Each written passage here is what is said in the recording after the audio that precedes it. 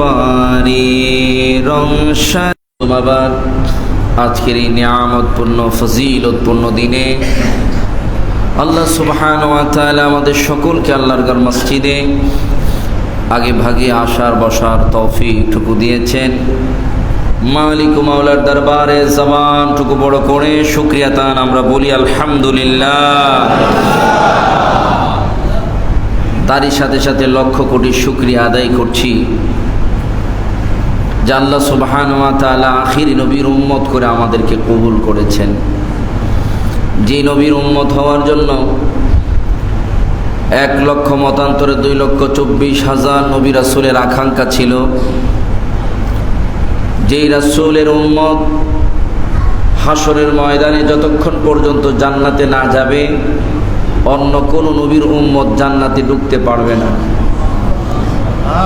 যেই নবীর উম্মতকে আল্লাহ রাব্বুল আলামিন হাসরের ময়দানে অন্যান্য নবীর উম্মতের সাক্ষী হিসাবে আল্লাহ ডাক দিবেন, যেই নবীর উম্মতকে আল্লাহ রাব্বুল আলামিন শ্রেষ্ঠ উম্মত বলে ঘোষণা করেছেন।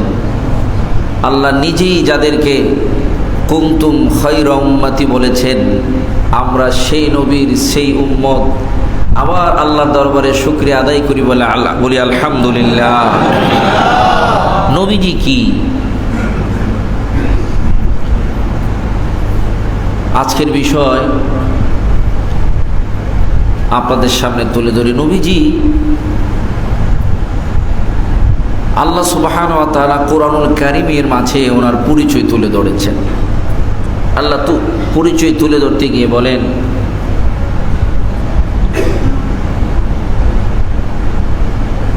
লাকাদ মান্নাল্লাহু আলাল মুমিনিনা মিন আনফুসিহিম।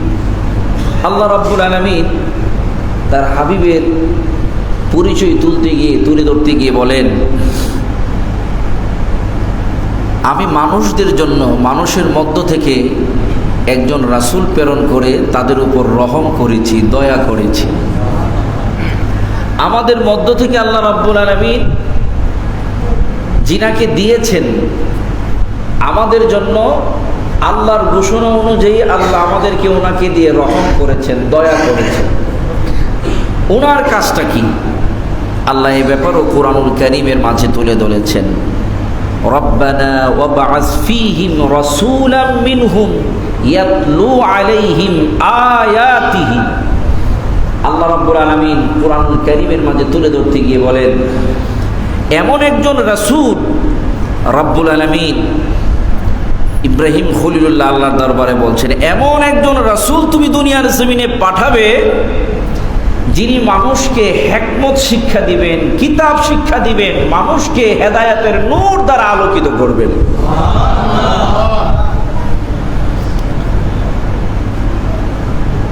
তাহলে রাসূল আমাদের নবীর পরিচয় আল্লাহ রাব্বুল আলামিন তুলে ধরছেন। তিনি হচ্ছেন উনি যিনাকে আমি মানুষের মাঝে প্রেরণ করে তাদের জন্য রহম করলাম। দ্বিতীয় নম্বরে আল্লাহ রাব্বুল আলামিন বলেন, উনি হচ্ছেন তিনি যিনি আমার কিতাবকে মানুষের কাছে প্রকাশ করবেন, যিনি মানুষকে হিকমত শিক্ষা দিবেন, যিনি মানুষকে হেদায়েতের নূর দ্বারা আলোকিত করবেন। তো সুবহানাল্লাহ বলা যাবে না?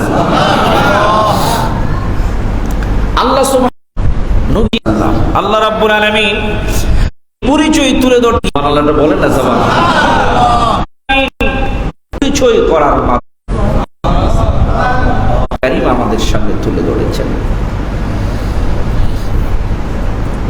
এই রাসূলের গুরুত্ব আমাদের কাছে আল্লাহ সুবহানাহু ওয়া তাআলাকে মানার সাথে সাথে ওই রাসূলকেও মানতে হবে। এখন আল্লাহকে মানার সাথে সাথে ওই রাসূলকে মানতে হবে। এই দুই মানার মাঝে পার্থক্যটা কি? এক, আল্লাহ রাব্বুল আলামিনকে মালিক হিসাবে, সৃষ্টিকর্তা হিসাবে, কর্তা হিসাবে, আমার আপনার প্রভু হিসাবে মানতে হবে। তিনি ছাড়া আর কেউ নাই। আমার হায়াতের মালিক তিনি, রিজিকের মালিক তিনি, আমার সব কিছু তিনি। কথা কোন ঠিক কিনা? আল্লাহ রাসূল সাল্লাল্লাহু আলাইহি ওয়াসাল্লামকেও মানতে হবে। আল্লাহর হাবিব সাল্লাল্লাহু আলাইহি ওয়াসাল্লামকে মানার ব্যাপারে আল্লাহ রাব্বুল আলামিন কোরআনুল কারীমের মাঝে বলেন, তিনি রাসূল, আল্লাহ রাব্বুল আলামিনের প্রেরিত রাসূল হিসাবে তাকে মানতে হবে। আল্লাহকে মানলাম, আল্লাহ রাব্বুল আলামিন তিনি আমার মালিক, তিনি আমার সৃষ্টিকর্তা, তিনি আমার কর্তা, তিনি আমার সব কিছু। রাসূলকেও মানতে হবে, তিনি আল্লাহ রাব্বুল আলামিনের রাসূল, তিনি আল্লাহ রাব্বুল আলামিনের মেসেঞ্জার, তিনাকেও মানতে হবে রাসূল হিসাবে, রিসালাতের দায়িত্বশীল হিসাবে। আর আল্লাহ রাব্বুল আলামিনকে মানতে হবে আমার প্রভু, আমার মালিক হিসাবে। এই দুইটা মানাকে একত্রিত করে আমরা সাক্ষ্য দিয়ে থাকি কি, আশহাদু আল্লা ইলাহা ইল্লাল্লাহু ওয়াহদাহু লা শারীকা লাহু ওয়া আশহাদু আন্না মুহাম্মাদান আবদুহু ওয়া রাসূলুহু।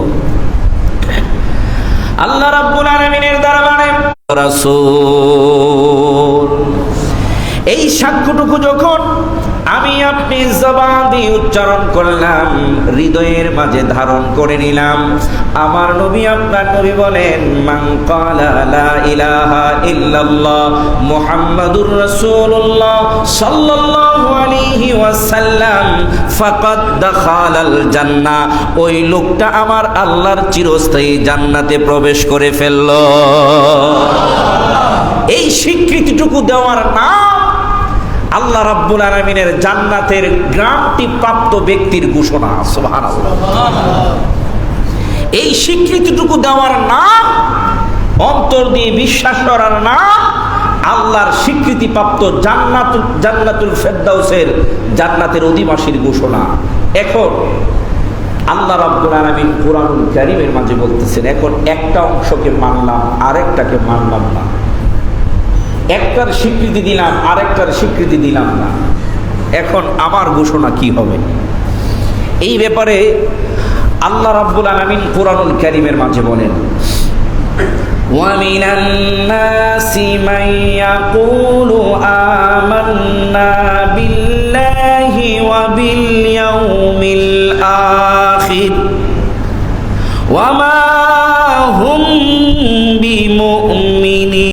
আমার আল্লাহ বলেন, ওয়ামা হুম বিমুমিনিন, হে রাসূল, আমি তাদের ব্যাপারে আপনাকে সতর্ক করে দিচ্ছি, তারা কখনো মুমিন হয় না, হতে পারে না। আল্লাহ রাব্বুল আলামিন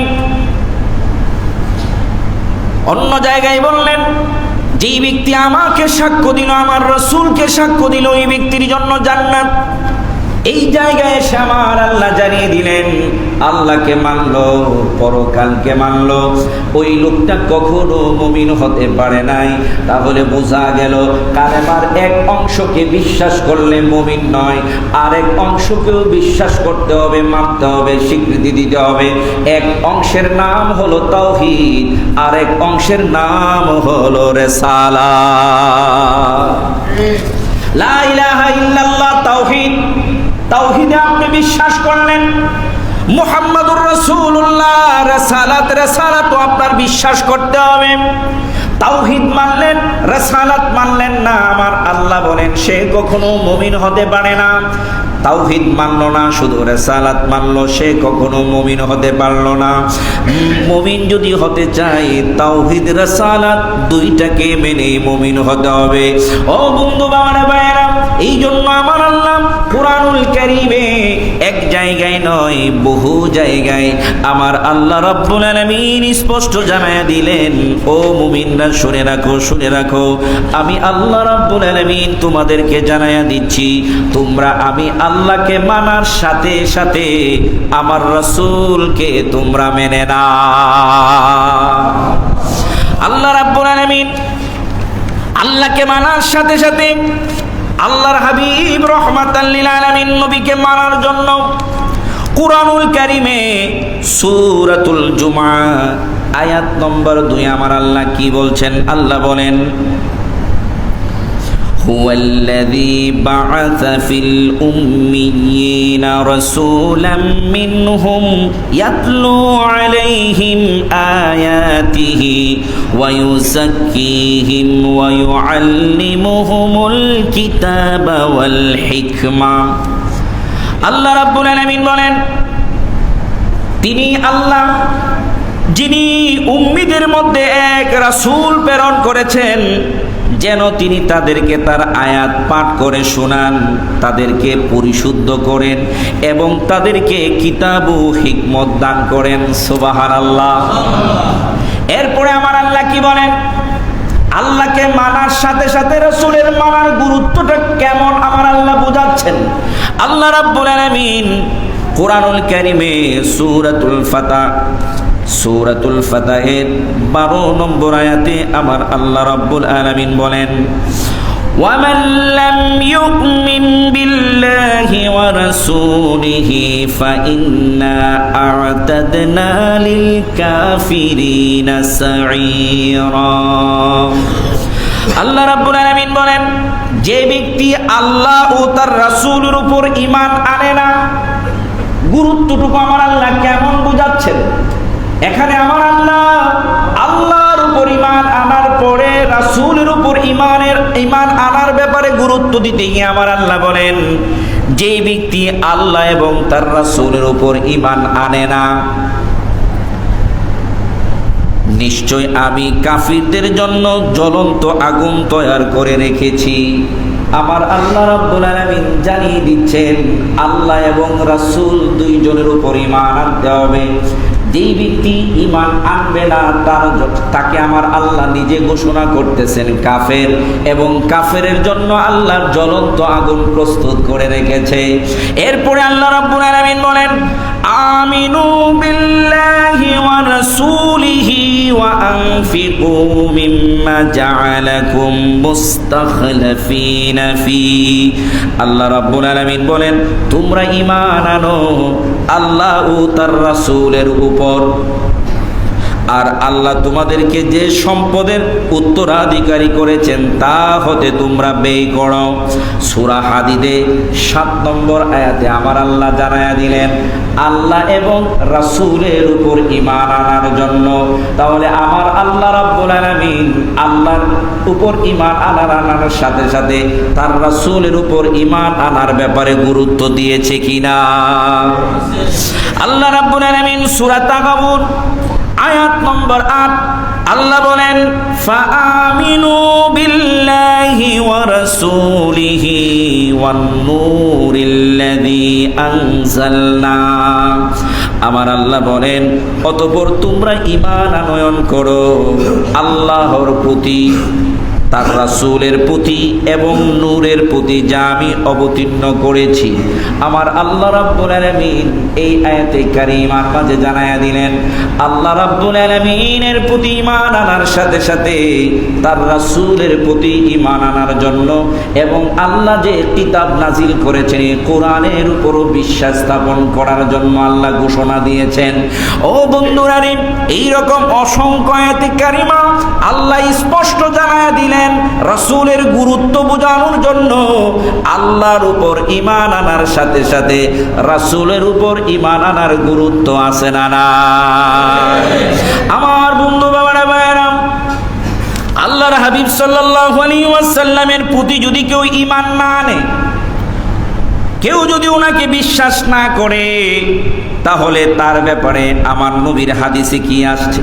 মাসনাদে আহমদের মাঝে হাদিস শরীফটা এসেছে, মেশকাত শরীফের মধ্যে হাদিস শরীফটা এসেছে। আমার নবীর সাহাবী হযরতে আবু হুরায়রা রাদিয়াল্লাহু তাআলা আনহু থেকে হাদিস শরীফটা বর্ণিত। ওয়া আন আবি হুরায়রা রাদিয়াল্লাহু তাআলা قال قال رسول الله صلى الله عليه وسلم والذي نفس محمد بيده لا يسمع بأحد الأمة। আমার নবী আপনার নবীর সাহাবী হযরত আবু হুরায়রা রাদিয়াল্লাহু তাআলা আনহু থেকে হাদিস শরীফটা বর্ণিত।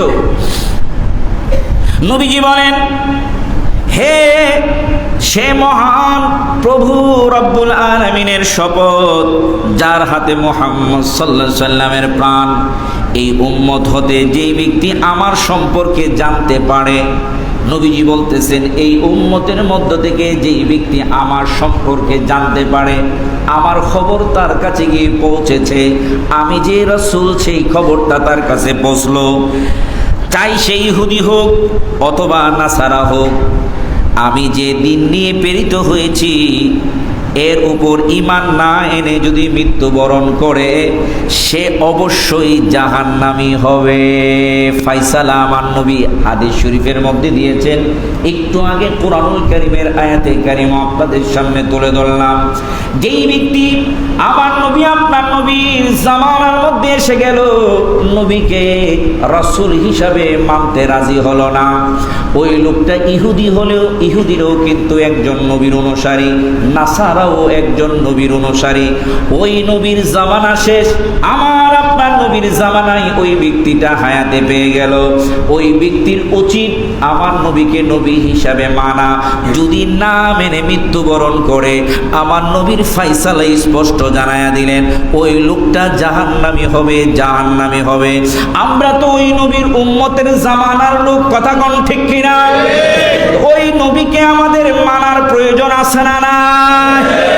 আমার বন্ধু বাবারা ভাইরা, ওই নবীর মানাটা কেমন মানা আমার আল্লাহ রাব্বুল আলামিন কুরআনুল কারীমের মাঝে জানায়া দিলেন। কি জানাইলেন? আল্লাহ বলেন, ইন্না আরসালনাকা শাহিদাও ওয়া মুবাশশিরাও ওয়া নাযীরাল লিতুমিনু বিল্লাহি ওয়া রাসূলিহি ওয়া তুআযযিরুহু ওয়া তুওয়াক্কিরুহু ওয়া তুসাব্বিহুহু বুকরাতাও ওয়া আসীলা। আল্লাহ রাব্বুল আলামিন সূরা আল ফাতহের 9 নম্বর আয়াতে কারীমার মাঝে জানায় দিলেন নবীকে কেমন মানা মানতে হয়। আমার বন্ধু বাবারা ভাইরা, সম্মান প্রদর্শন করার জন্য আল্লাহ বলেন, যাতে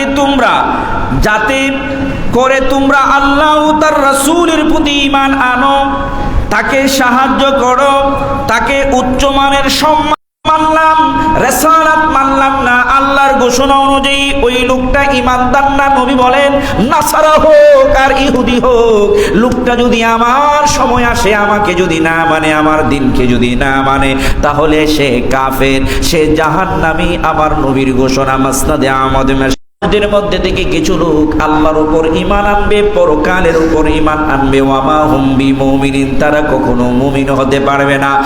মুমিন না হওয়ার পিছনে কারণ হলো আল্লাহকে মানলেন, রিসালাতকে মানলেন না। না মানার কারণে আমার আল্লাহর ঘোষণা অনুযায়ী, তার হাবিব সাল্লাল্লাহু আলাইহি ওয়াসাল্লামের ঘোষণা অনুযায়ী কখনো ওই লোকটা মুমিন হতে পারবে না। মুমিন হতে হলে আল্লাহর উপর ঈমান আনতে হবে, সাথে সাথে তার হাবিবের মুহাম্মদুর রাসূলুল্লাহ সাল্লাল্লাহু আলাইহি ওয়াসাল্লামের উপর ঈমান আনতে হবে। যেই ব্যক্তি ঈমান দুইটার উপরে আনবে, ওই লোকটাই হবে মুমিন। আওয়াজ দেখুন ঠিক কিনা? আমার বন্ধু বাবারা ভাইয়েরা, এই জন্যই তো আমরা নারে তাকবীর, আল্লাহু আকবার, আল্লাহ রাব্বুল আলামিনের নারে দেওয়ার পরে, আল্লাহ রাব্বুল আলামিনের স্লোগান দেওয়ার পরে নারে রিসালাত ইয়া রাসূলুল্লাহ বলি। আমার আল্লাহর নারে দেই, তিনি আমার মালিক, তিনি আমার প্রভু, তিনি আমার কর্তা। আর নারে রিসালাত ইয়া রাসূলুল্লাহ বলি, তিনি হলেন আমার রাসূল, তিনি হলেন আমার মেসেঞ্জার, তিনি হলেন আল্লাহ রাব্বুল আলামিনের হাবিব। কথা কোন ঠিক কিনা? নারে তাকবীর, আল্লাহু আকবার, নারে রিসালাত ইয়া রাসূলুল্লাহ পাশাপাশি বলার যৌক্তিকতা আছে না নাই? আল্লাহ রাব্বুল আলামিন কালেমার মধ্যে লা ইলাহা ইল্লাল্লাহ মুহাম্মাদুর রাসূলুল্লাহ দুইটা পাশাপাশি রেখেছেন। কথা কোন ঠিক কিনা? কালেমার মাঝে দুইটা পাশাপাশি রেখেছেন। শুধু রাখেনি না, আমার আল্লাহ তার হাবিবের ভালোবাসার প্রকাশ তুলে ধরতে গিয়ে এই কালেমার মাঝে একটা তাত্ত্বিকতা আমার আল্লাহ দিয়েছেন। লা ইলাহা ইল্লাল্লাহর মাঝে অক্ষর হলো 12টা। কয়টা? লা ইলাহা ইল্লাল্লাহর মাঝে হরফ, আরবি হরফ 12টা। মুহাম্মাদুর রাসূলুল্লাহর মাঝেও হরফ হলো 12টা। লা ইলাহা ইল্লাল্লাহর মাঝে আরবি হরফ আমার আল্লাহ রাব্বুল আলামিন নক্তা ছাড়া লাগাইলেন। কোন নক্তাওয়ালা হরফ লা ইলাহা ইল্লাল্লাহর মাঝে নাই। নক্তা বুঝেন? আমরা পড়েছি ছোট সময় আলিফ কালিফ, বান নিচে এক নক্তা, তার উপরে দুই নক্তা, মানে বান নিচে এক ফুটা, তার উপরে দুই ফুটা, এগুলাকে আরবিতে নক্তা বলা হয়। আমার আল্লাহ লা ইলাহা ইল্লাল্লাহর মাঝে কোনো নক্তা লাগাই নাই, নক্তা ছাড়া অক্ষর লাগাইলেন। আমার আল্লাহ কই আমার বন্ধু রহমাতাল লিল আলামিন নবীর নামের মাঝেও আমি অক্ষর লাগাইলাম 12টা, আর এই 12টা অক্ষরই আমার মতো নক্তা ছাড়া লাগাইলাম। কি প্রেম, কি ভালোবাসা! এই জন্যই তো আমার আল্লাহ 1 লক্ষ মতান্তরে 2,24,000 নবী রাসূলের মাঝে আমার আপনার নবীকে আল্লাহ হাবিবুল্লাহ বানাইলেন। কি বানাইলেন? হাবিবুল্লাহ। হাবিবুল্লাহ। তাফসীরে জালালাইন, ইব্রাহিম আলাইহিস সালামকে আল্লাহ 1000 পরীক্ষা করলেন, আগুনে ফালাইলেন। আল্লাহ রাব্বুল আলামিন ইব্রাহিম খলিলুল্লাহর 1000 পরীক্ষা দিলেন, সন্তান দেয় না, বৃদ্ধ বয়সে সন্তান দিলেন। আল্লাহ কই সন্তানকে জবাই কর। এইরকম 1000 পরীক্ষার পরে ইব্রাহিমকে আমার আল্লাহ খলিলুল্লাহ বানাইলেন। খলিলুল্লাহ আল্লাহর বন্ধু, হাবিবুল্লাহ আল্লাহর বন্ধু। তাফসীরে জালালাইনের মধ্যে আল্লামা জালালউদ্দিন সুয়ুতী রাহমাতুল্লাহ আলাইহি বলেন, হাবিবুল্লাহ আর খলিলুল্লাহর পার্থক্য কি তোমরা জেনে রাখো। খলিলুল্লাহ আল্লাহর পাগল, আর হাবিবুল্লাহ স্বয়ং আল্লাহ তার পাগল। খলিলুল্লাহ মানে ইব্রাহিম আল্লাহ রাব্বুল আলামিনের জন্য পাগল ছিল। আল্লাহরে বলছে, আল্লাহ তুমি 1000 পরীক্ষা আমাকে ফালাও, আমি তোমারে ছাড়বো না। আল্লাহ 1000 পরীক্ষা দেওয়ার পরে ইব্রাহিম খলিলুল্লাহ পাশ করলেন। আমার আল্লাহ কই খলিল তোমার আমি বন্ধু বানাইলাম। সুবহানাল্লাহ। আর আমার নবীকে আল্লাহ হাবিবুল্লাহ বানাইলেন। আল্লাহ বলেন বন্ধু আমি স্বয়ং আল্লাহ আপনার প্রেমে পাগল। দুইটার মধ্যে পার্থক্য আছে না? আছে। আমার বন্ধু বাবারা, ভাইয়েরা, আল্লাহ সুবহানাহু ওয়া তাআলা ওই রাসূলকে শেষ জামানায় আল্লাহ পাঠাইলেন। আল্লাহ তাকে বানাইলেন হাবিবুল্লাহ। আল্লাহ ওই নবীকে সম্মান দিতে গিয়ে ইমামুল মুরসালিন বানাইলেন। 1 লক্ষ মতান্তরে 2,24,000 নবী রাসূলের ইমাম বানাইলেন। ওই নবীকে আল্লাহ রাব্বুল আলামিন সম্মান দিতে গিয়ে দুনিয়ার জমিন থেকে আল্লাহ রাব্বুল আলামিন আল্লাহর আরশে নিয়ে 27.5 বছর পর্যন্ত পাশে বসায়া সুম্মা দানা ফাতাদাল্লাহ, একদম পাশাপাশি বসে প্রেমের কথা বললেন। ওই নবীকে আল্লাহ রাব্বুল আলামিন সম্মান দিতে গিয়ে আল্লাহ সুবহানাহু ওয়া তাআলা দুনিয়ার জমিন থেকে যখন কিয়ামত হবে সর্বপ্রথম ফেরেশতাদের জুলুস দিয়ে দুনিয়া থেকে আল্লাহ রাব্বুল আলামিন তার হাবিবকে আসমানে উঠাবেন। ওই নবীকে সম্মান দিতে গিয়ে আল্লাহ রাব্বুল আলামিন বলেন, যতক্ষণ পর্যন্ত আমার নবী জান্নাতের দরজা না খুলবে কিয়ামত পর্যন্ত, পৃথিবীর শুরু থেকে কিয়ামত পর্যন্ত কোন নবী রাসূল, কোন নবীর উম্মত জান্নাতের দরজা খুলতে পারবে না। ওই নবীকে সম্মান দিতে গিয়ে আল্লাহ রাব্বুল আলামিন আল্লাহর কুরসির পাশে হাসরের ময়দানে মাকামে মাহমুদ নামে আরেকটা কুরসির ব্যবস্থা করে দিলেন। ওই নবীর সম্মান শান শৌকত বুঝাইতে গিয়ে আল্লাহ রাব্বুল আলামিন হাসরের ময়দানে মিজানের পাল্লার ব্যবস্থা করলেন। আসমান চুম্বি যেই নবীকে আল্লাহ রাব্বুল আলামিন সম্মান দিয়েছেন, যেই নবীকে বিশ্বাস করার নাম ঈমান, যেই নবীকে ভালোবাসার নাম ঈমান, যেই নবীকে ইজ্জত দেওয়ার নাম ঈমান, ওই নবীর ভালোবাসা, ওই নবীর ইজ্জত, ওই নবীকে সম্মান দেওয়ার দরকার আছে না? না।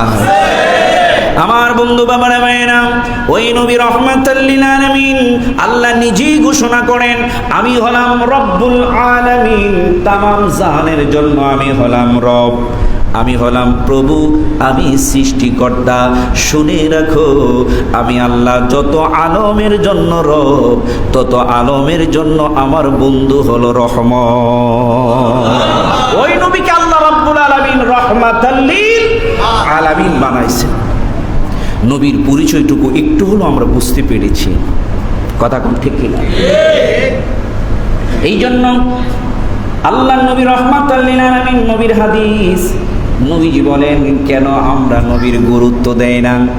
দুরূদ পড়তে গেলে আমাদের অনেকেরই চেহারা মলিন হয়, মনের মাঝে ব্যথা লাগে। দুরুদের মজলিস থেকে আমরা আস্তে করে বের হয়ে যাই। বাবা, এরকম করবেন না। আমার নবী, আপনার নবীর হাদিস, মুসলিম শরীফের হাদিস। নবী বলেন, মিম্বারের মধ্যে দাঁড়িয়ে নবীজি আমিন আমিন আমিন বললেন। সাহাবায়ে কেরাম বলেন, নবী গো, কোনদিন তো মিম্বারের মধ্যে দাঁড়িয়ে এরকম 3 বার আমিন আমিন আমিন বলেন না। আমার নবী বলেন, সাহাবীরা রে, শুনে রাখো, আমার আল্লাহ 3টা প্রস্তাব আমার কাছে পাঠাইছে, আর বলছে আমি যদি কবুল করি আমার আল্লাহ এই 3টা প্রস্তাব কবুল করে নেবেন। নবীজি বলেন, 1 নম্বর প্রস্তাব আমার আল্লাহ দিলেন, যেই ব্যক্তি মা বাবাকে বৃদ্ধ অবস্থায় পেল, অথবা মা বাবার 2 জনের একজনকে বৃদ্ধ অবস্থায় পেল, ওই লোকটা জান্নাতে প্রবেশ করতে পারে নাই, ওই লোকটা ধ্বংস হয়ে যাক। আমি বললাম, আমিও চাই লোকটা ধ্বংস হোক। মা বাবার গুরুত্ব আছে না নাই? জোরে বলুন, আছে না নাই? পৃথিবীর মাঝে আল্লাহর হাবিব সাল্লাল্লাহু আলাইহি ওয়াসাল্লাম বলেছেন, তখন তোমরা ধ্বংসকে খুব নিকটে দেখবে, অর্থাৎ কিয়ামতকে খুব নিকটে দেখবে, যখন দেখবে সন্তানের কাছ থেকে বাবা মা অপমানিত হচ্ছে, ছাত্রদের কাছ থেকে শিক্ষক অপমানিত হচ্ছে, মুরব্বী কি ছোটদের কাছ থেকে মুরব্বীরা অপমানিত হচ্ছে, তখন বুঝবে কিয়ামত খুব নিকটে চলে আসছে। আমরা আজকে সমাজের মাঝে কিয়ামতকে খুব কাছে দেখতে পাচ্ছি। যাদেরকে সম্মান দেওয়া প্রয়োজন ছিল, আজকে আমার স্বাধীন সোনার বাংলাদেশে হয়তোবা সে একটা ভিন্ন মতের হতে পারে, ভিন্ন দলের হতে পারে, ভিন্ন চিন্তাধারার হতে পারে, তার জন্য বিচার, আইন, আদালতের ব্যবস্থা হোক, এটাই আমরা চাই। আমরা চাই না কুমুল মনা ছাত্ররা কোনো বড় হতে পারবে না। এই ছাত্রকে দিয়ে কখনো জাতি ভালো কিছু আশা করতে পারবে না। এই জন্য এই ব্যাপারে একটু সাবধান হওয়া একান্ত প্রয়োজন। আমার নবী বলেন, যে ব্যক্তি মা বাবাকে পেয়ে গেল, 2 জনের একজনকে পেয়ে গেল, জান্নাতে প্রবেশ করতে পারে নাই, ওই লোকটা ধ্বংস হোক। আল্লাহ প্রস্তাব পাঠাইলেন, আমিও চাই লোকটা ধ্বংস হোক। বোঝা গেল মা বাবা জান্নাতে যাওয়ার একটা উত্তম মাধ্যম। আমার নবী বলেন, 2 নম্বরে আমার আল্লাহ রাব্বুল আলামিন প্রস্তাব পাঠাইলেন, যেই ব্যক্তি রমজানুল মুবারক পেল, নিজের জীবনের গুনাহগুলি মাফ করতে পারে না, ওই লোকটা ধ্বংস হয়ে যাক। আমিও বললাম, আল্লাহ এত নিয়ামতপূর্ণ রমজানুল মুবারক মাসটা পাওয়ার পরেও যেই লোকটা তার গুনাহ মাফ করতে পারে নাই, ওই লোকটা ধ্বংস হোক। আমিও চাই, এই জন্য আমিন বললাম। 3 নম্বরে আমার আল্লাহ প্রস্তাব পাঠাইলেন, যেই ব্যক্তি আপনি নবীর নাম মুবারক শুনলো, আপনার উপর দুরূদ শরীফ বলল না, ওই লোকটাও ধ্বংস হয়ে যাক। আমিও আমার আল্লাহর এই প্রস্তাবটা গ্রহণ করলাম। কারণ কি জানো, আমি নবীর উপরে একবার দুরূদ শরীফে আমার আল্লাহ খুশি হয়ে অসংখ্য নিয়ামত আমার উম্মতদেরকে দান করে থাকে। এই জন্য আমিও চাই ওই লোকটা ধ্বংস হোক। তো নবীজির নাম মুবারক শোনার সাথে সাথে দুরূদ শরীফ পড়ার ব্যাপারে আল্লাহ প্রস্তাব পাঠাইলেন। যদি না পড়ে ওই লোকটা ধ্বংস হওয়ার ব্যাপারে আল্লাহ প্রস্তাব দিলেন, আমার নবীও কবুল করলেন। তাহলে বোঝা গেল দুরূদ শরীফের গুরুত্ব আছে, নবীজির নাম মুবারকের গুরুত্ব আছে। এখন নবীর নাম মুবারকের কোনো মজলিস যদি হয়, ওই মজলিসটাকে যদি আমি ডিনাই করি, ঘৃণা করি, চেহারা মলিন করে চলে যায় যে বেদাতি আমল শুরু করছে, নবীর দুরূদ শরীফের আমলকে যদি বেদাত বলে আমি আপনি চেহারা মলিন করে চলে যাই, এই হাদিস শরীফ অনুযায়ী ওই লোকটা ধ্বংস নিশ্চিত।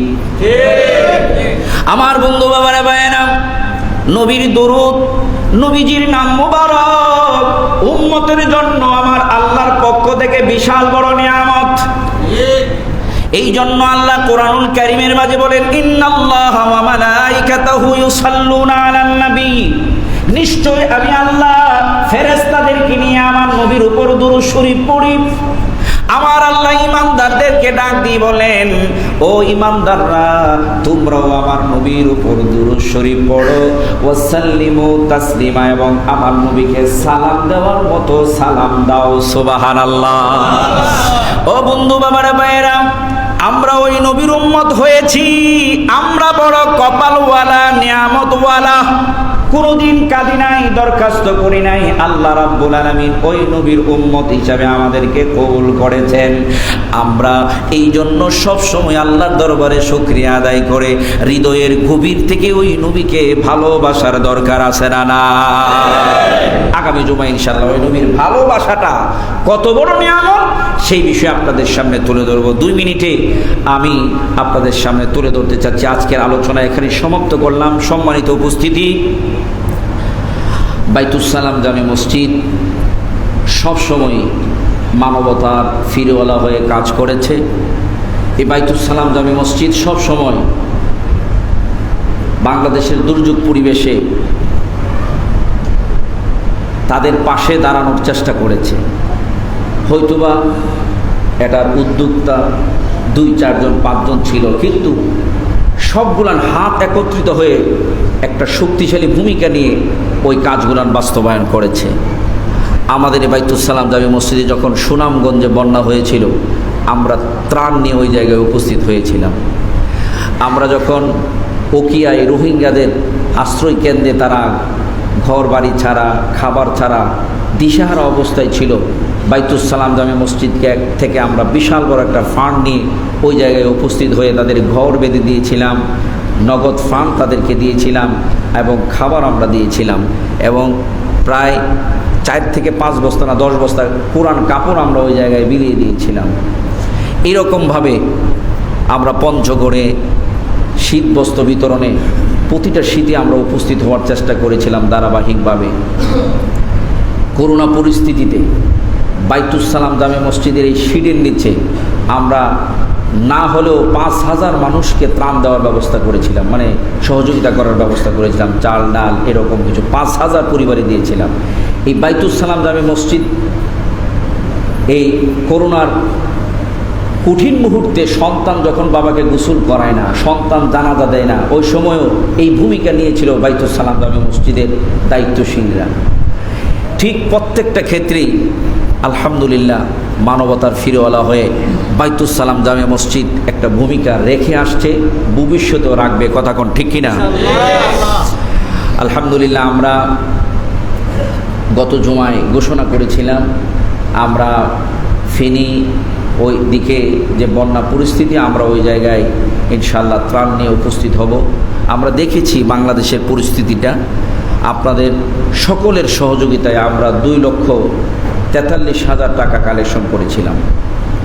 এই 2,43,000 টাকা আমরা ওই জায়গায় ত্রাণ দিয়ে এসেছি। আমাদের আরিফুর রহমান ভাই, এই যে উনি, আমরা একসাথে গিয়েছিলাম, আরও 2 জন, আমরা মোট 4 জন গিয়েছিলাম। ওই জায়গায় এক ঝাঁক যুবকরা আমাদেরকে সহযোগিতা করেছেন।